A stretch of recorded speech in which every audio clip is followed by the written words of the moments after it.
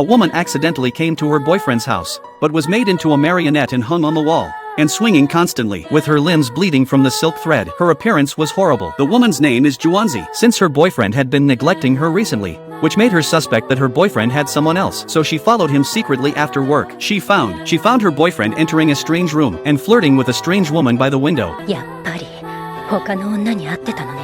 Angry Juanzi broke in directly, but what she saw was a marionette.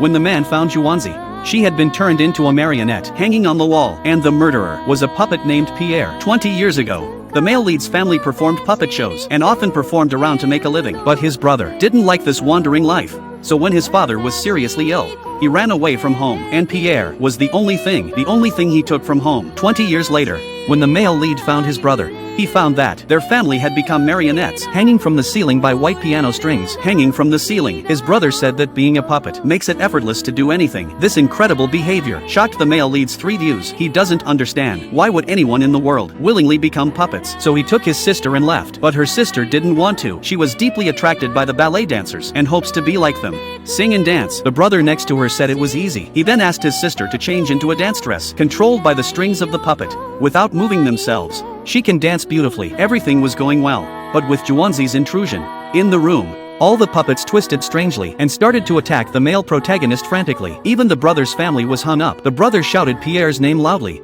hoping he would stop, but Pierre turned and ran away. The male lead quickly chased after her, but found Juanzi's tragic situation, and the past memories came to his mind when he was a child. Brought Juanzi to his home to play. Juanzi was frightened by Pierre and knocked him to the ground, which made her hold a grudge. While the male lead was distracted, Pierre seized the opportunity and rushed towards him with a sharp knife. The male lead's arm was stabbed hard, but he also took the opportunity to grab Pierre and then smashed Pierre against the wall and then threw him to the ground. After Pierre was smashed, all the puppets in the room stopped. At this time, the male lead heard his sister calling him, so he hurried over to check, but found that her brother's family had become real puppets. Zian looked at the scene in front of her, filled with doubts. He didn't understand. Her brother's family were controlled by others for a long time, became puppets, or they were puppets from the beginning. Clearly, when they were young, they said he would never be controlled by puppets, but as they grew up, they forgot their original intention and become the person they hate the most. Isn't each of us like this?